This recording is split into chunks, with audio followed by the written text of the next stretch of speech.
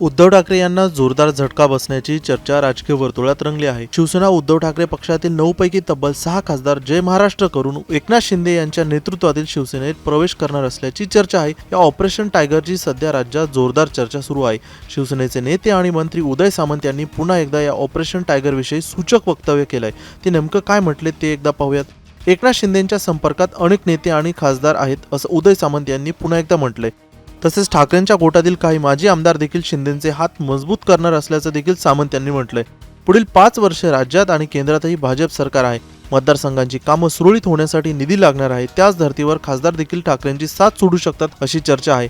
पण तिकडे दिल्लीत उद्धव ठाकरेंच्या शिवसेनेच्या नव्या संसदीय कार्यालयाचं संजय राऊतांच्या हस्ते उद्घाटन झालंय। यावेळी ठाकरेंचे खासदार उपस्थित होते। पण विधानसभा निवडणुकीनंतर आता ऑपरेशन टायगर होण्याची चर्चा रंगताना दिसत आहे।